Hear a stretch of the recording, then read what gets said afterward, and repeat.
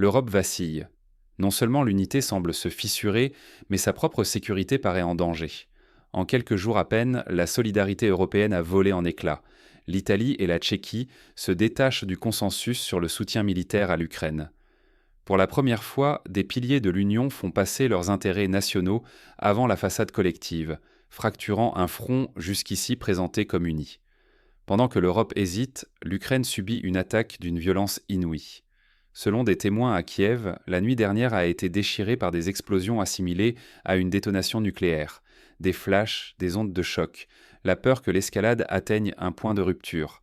Mais la menace ne vient pas seulement de l'Est. À proximité de la frontière française, des drones non identifiés rôdent autour de plusieurs bases nucléaires. C'est un signal d'alarme glaçant, révélant combien la sécurité européenne se fragilise jusque dans ses installations les plus sensibles. Au milieu de ce tumulte, certains leaders haussent le ton. Ramzan Kadyrov, figure redoutée du Kremlin, promet des représailles féroces, laissant planer le spectre d'un engrenage incontrôlable. Et pendant que Vladimir Poutine s'affiche en Inde, tissant de nouveaux liens à l'Est, l'Occident recule sur la scène mondiale. Ignorer ces signaux, c'est risquer une crise profonde, où la stabilité, la sécurité et l'influence européenne pourraient s'effondrer du jour au lendemain. Cette fracture européenne ne date pas d'hier. Les failles, longtemps masquées, s'ouvrent désormais au grand jour. L'Union européenne n'avait-elle pas promis l'unité sans faille face à la guerre en Ukraine ? Pourtant, derrière les discours officiels, la solidarité commence à se craqueler. Les sommets d'urgence et les promesses martelées se heurtent au retour brutal des intérêts nationaux. Regardez l'Italie. Après avoir mené la charge aux côtés de Kiev, Rome vient de suspendre la livraison d'armes.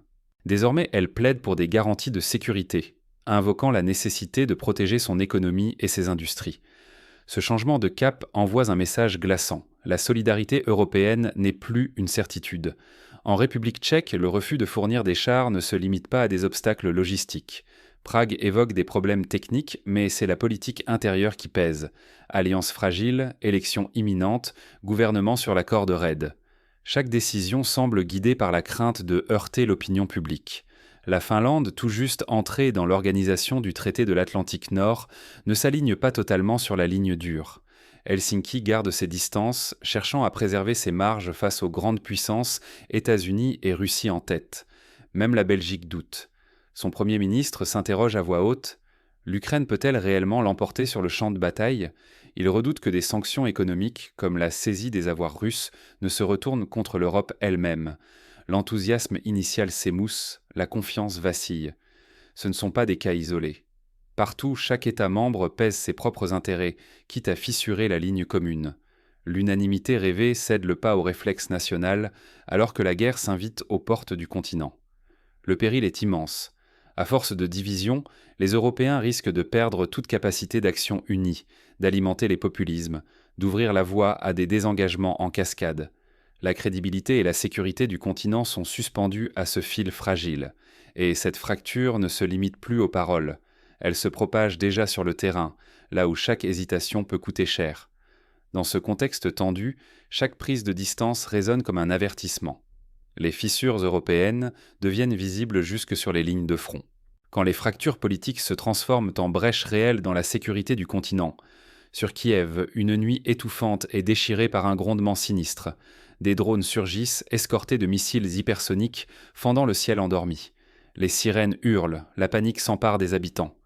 Des explosions dans plusieurs quartiers projettent des flashs irréels, transformant la ville en théâtre d'ombre et de lumière. Certains témoins croient à une explosion nucléaire tant la lueur est violente. L'armée intercepte quelques projectiles, mais beaucoup percent la défense.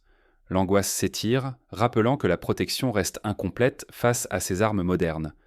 À Fastov, près de la capitale, la terre tremble sous un impact inédit. Des habitants, pétrifiés, filment un flash, puis un souffle, puis rien.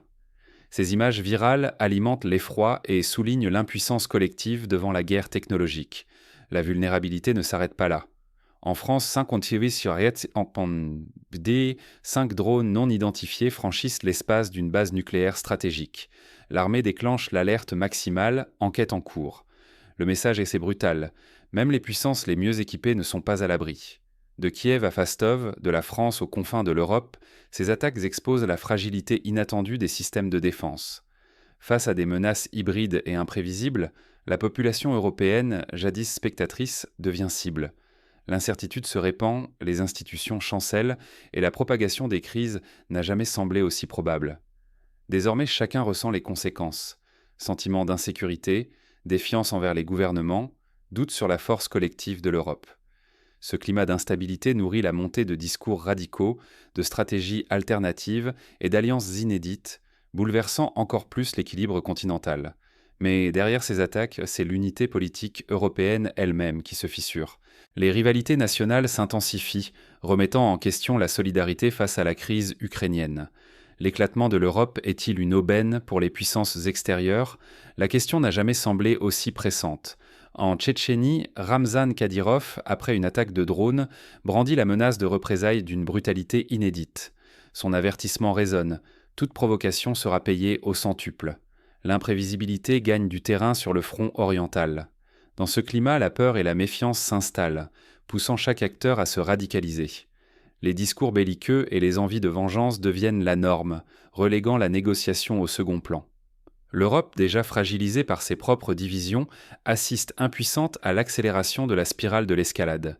Tandis que l'Occident s'enlise dans ses dilemmes, Vladimir Poutine avance méthodiquement. Son récent déplacement en Inde n'était pas qu'un geste symbolique. Il a conclu des accords énergétiques majeurs, défiant ouvertement la pression de Washington. L'Inde et la Russie affichent une solidarité pragmatique, guidée par des intérêts partagés, loin des querelles intestines qui minent Bruxelles.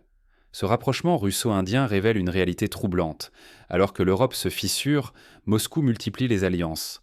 L'isolement occidental n'est qu'une illusion. Au contraire, la Russie exploite chaque faille de l'unité européenne pour étendre son influence, jouant sur tous les fronts géopolitiques. Le danger est immense. Si l'Europe continue à s'éroder, le bloc occidental risque de perdre l'influence et la crédibilité qui faisaient en sa force. Une marginalisation géopolitique s'annonce, accompagnée d'un affaiblissement structurel potentiellement irréversible. Les décisions à venir pèseront lourd dans la capacité du vieux continent à préserver son destin. Face à cette reconfiguration mondiale, une question s'impose. Comment éviter l'effondrement et réinventer une cohésion européenne à la hauteur des nouveaux défis ? À l'heure où chaque choix compte, les fissures internes appellent une réponse urgente. Mais l'Europe saura-t-elle surmonter ces divisions avant qu'il ne soit trop tard ? Que peut-on faire à notre niveau pour ne pas subir ces fractures et rester maître de notre avenir européen ? D'abord, il est essentiel de s'informer au-delà des frontières nationales. Comprendre les enjeux, c'est observer ce qui se passe à Rome, à Prague, à Helsinki ou à Bruxelles, car une crise là-bas peut bouleverser notre quotidien à Paris ou à Bordeaux. Ensuite, il faut soutenir toutes les initiatives de coopération entre citoyens, entreprises, associations et collectivités à travers l'Europe. Plus les liens transnationaux sont vivants, plus nous résistons à la peur de l'autre et au repli sur soi. Face à la succession de décisions nationales imprévisibles, exigeons une transparence totale des dirigeants. Débat public, explications claires, refus des choix imposés dans l'urgence. Notre vigilance est une garantie contre l'opacité et l'arbitraire. Il est urgent de se préparer à une Europe multipolaire. Chaque pays veut préserver son autonomie, mais cela ne doit pas mener à l'abandon de la solidarité stratégique. Refuser l'indifférence, c'est admettre que la sécurité collective dépend de l'engagement de chacun. En définitive, si chaque citoyen s'informe, s'engage et défend la démocratie, nous pouvons peser sur le destin de l'Europe. Sinon, d'autres choisiront pour nous, au risque de voir disparaître stabilité, sécurité et capacité d'agir. Mais ces efforts individuels suffisent-ils face à la gravité des défis qui secouent largement le continent ? L'Europe peut-elle encore éviter la fragmentation qui la menace ? L'unité européenne n'est jamais acquise. Chaque jour, elle se heurte à des choix nationaux, à des peurs inattendues, à des intérêts qui s'opposent. Ce que nous traversons aujourd'hui face à la guerre en Ukraine en est la preuve brûlante. La solidarité européenne n'est pas un réflexe. Elle résulte d'une addition fragile de décisions isolées, de compromis sans cesse renégociés, d'engagements parfois remis en cause. Les fractures politiques et sécuritaires, loin d'être accidentelles, sont le fruit de crises successives qui mettent à l'épreuve la volonté collective. Face à ce constat, une question s'impose. Sommes-nous prêts à défendre une Europe forte ou allons-nous laisser nos divisions miner ce qui nous protège ? Refuser de choisir, c'est accepter de subir. Si l'unité cède, notre sécurité, notre économie et notre voie internationale risquent de s'effondrer, lentement mais sûrement. Personne ne peut rester simple spectateur. Chacun, par sa vigilance et son engagement, peut influer sur la trajectoire. Participer, c'est déjà agir. Ne pas détourner le regard devant l'indifférence, exiger du courage et de la clarté d'autrui et de soi-même. Le temps n'est plus à l'attente. Il n'existe que deux voies, subir les conséquences d'une Europe affaiblie ou s'engager, chacun à sa façon, pour préserver ce qui nous unit et nous protège. L'histoire l'enseigne.